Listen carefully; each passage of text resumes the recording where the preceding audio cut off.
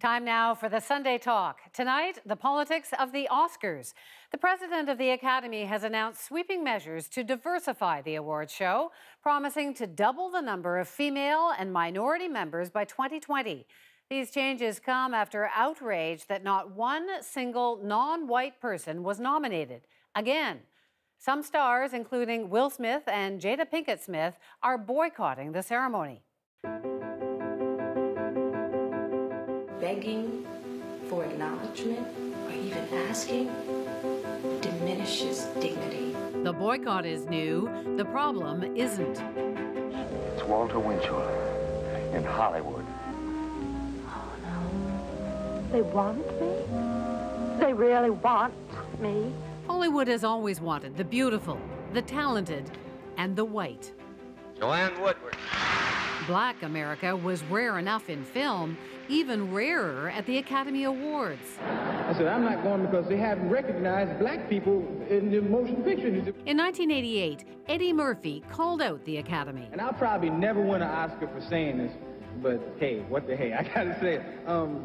Actually, I might not be in any trouble because the way it's been going is about every 20 years we get one, so we ain't due for about 2004, so. Over the next 20 years, 3 black men did win Best Actor.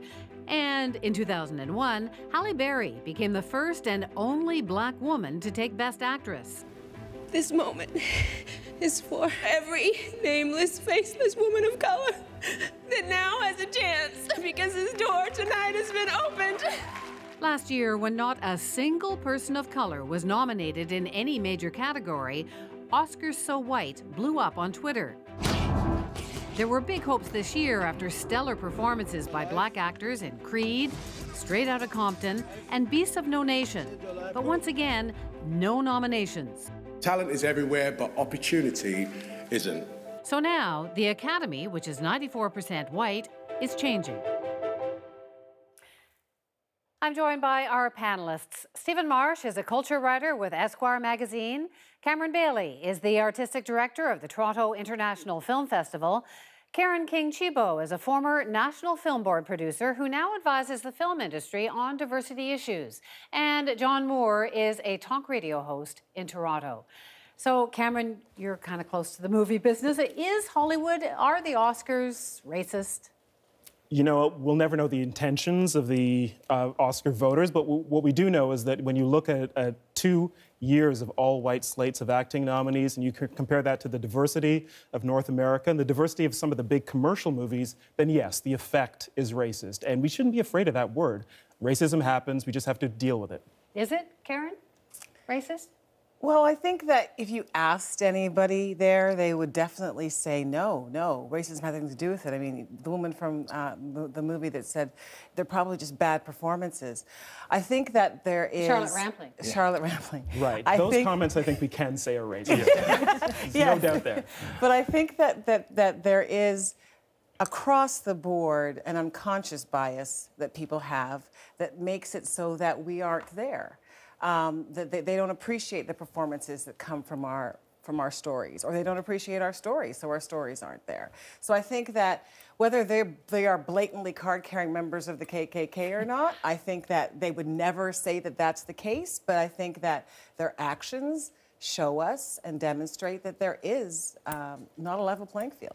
Well, I'm sure they're not with the KKK, but John, is there some underlying racism there? There is, and I think that's one of the problems is we expect racism to be very overt, to be the Confederate flag, to be exclusionary and discriminatory, and we forget that it's actually just this presumption. I mean, even when you do make a movie that is supposed to be a black movie, you know, Amistad is a movie about how white people save black slaves.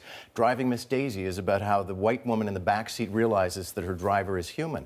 Hollywood sees the world like that, and the Academy, I mean, the Academy's been out of touch forever. They're always about 20 years behind any trend. So the fact that they don't get black stories is not a surprise. So we saw there were a few black actors almost 20 years ago that won, but not many lately. And yet this year there were some great performances. Well, I mean, I think that's why this is such an issue this year. I mean, last year there was Selma, and it was a very good film, but maybe it wasn't a great film. But this year, I mean, really, it's an embarrassment of riches. And, you know, the other thing is when you look at these films, when you look at Straight Outta Compton, or you look at Creed, or you look at Beasts of No Nation, these are Oscar bait. right? So what you start to look at is you start to look like, well, the stories they're choosing are the same, the performances are of the same quality. What's the difference between these films that aren't nominated and these films that are nominated? And there's really only one thing.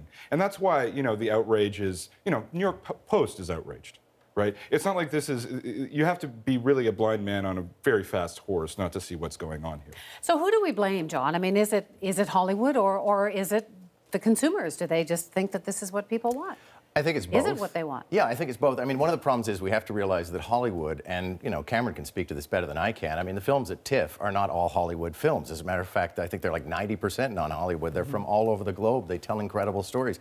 Hollywood is like the McDonald's of filmmaking, in which case it should not come as a surprise that the palette is not as wide, that the stories they tell are not as diverse. I'm not saying it's a good thing, but I'm also saying for consumers, if you consider the internet reaction to the stormtrooper taking off his helmet in the trailer and people seeing that it was a black stormtrooper, the internet exploded. And I thought, why is it even relevant? Why did anybody even notice? But they do, and Hollywood's answering those consumers. But that's a great example, though, John, because Star Wars was the biggest movie of our time right now. It does have a black man and a white woman as the leads in it.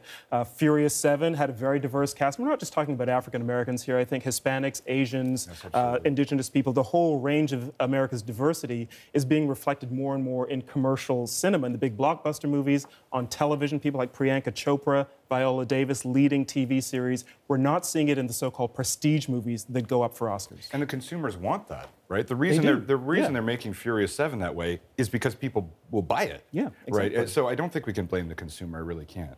But why is TV so different? Because there are so many fabulous roles for black people, non-white people, and all kinds of television shows.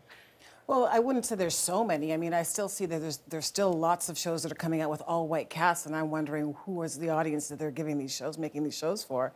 There are more, but they're certainly not enough. I think why you're making a show in today's market that has an all-white cast, really, there's no excuse for it. So, yeah. But, you know, movies don't have a Shonda Rhimes who will essentially turn the entire industry to her way of seeing the world. As on television, exactly. with Scandal. And, I mean, with Grey's Anatomy first, in terms of the diverse casting of that show, and then with Scandal. And what we've seen, I think, is that it takes some key individuals, but it also takes the industry waking up and recognizing that there's a problem, and they're missing out on a key audience. I mean, the thing about the Oscars, too, is that they actually drive the market in a way that a lot of other institutions don't. So, like, you know, the bump for a nomination is 28% of tickets, and then a win is 14% on top of that.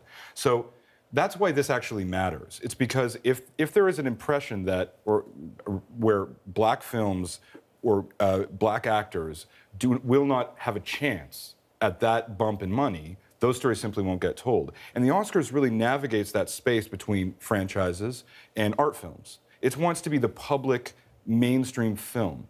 And so that's why this is actually really important. Like, you know, it really has to, these steps are really important to take. So, Karen, we've been talking about this. The world has been talking about this for decades. Are we at a turning? Will this change now? Well, I think that the conversation around changing the Academy membership is one that you have to recognize who is the Academy membership. Yeah, 94% white. White men, but there are the people who actually work in the industry.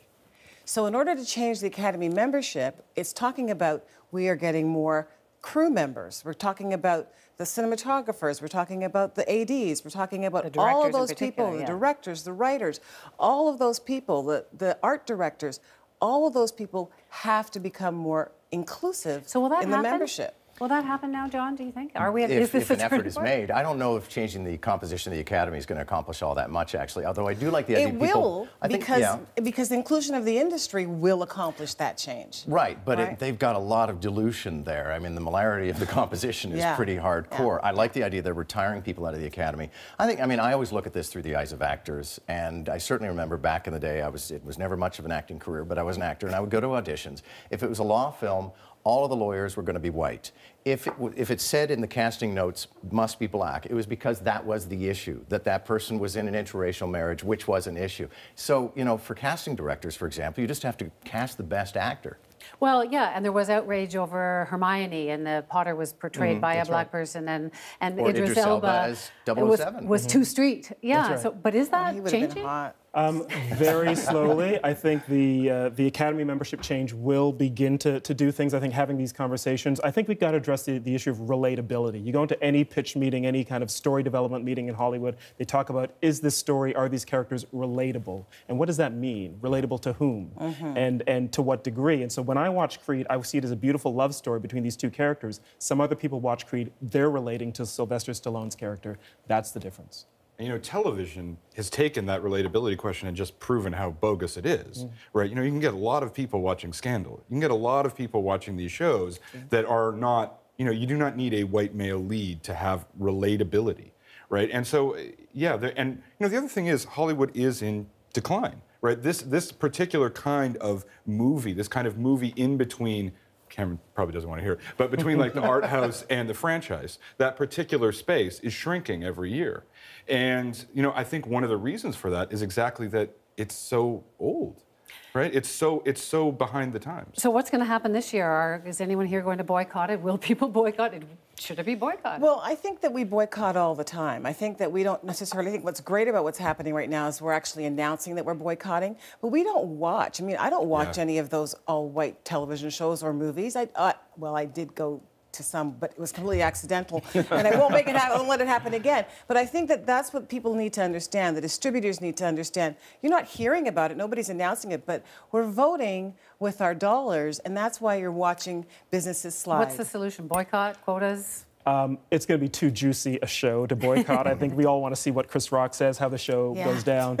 But I think that there has to be a lot more conversation about this, and particularly including the companies that are developing and producing and distributing these films that do have these all-white casts. They have to begin speaking up as well. We've got to get more people talking about this as a serious issue. You'll be watching? Oh, yeah. I mean, this is the first time I'll watch it in years. I mean, it's going to be a catastrophe. It's going to be Chris Rock talking to a room full of white people about how there's no people of color in the room. I mean, that will be fascinating. Well, I think everybody should boycott it because we're not running it and we'll be on the air. Right. A little bias there. Thank you. That was very interesting. Thanks so much.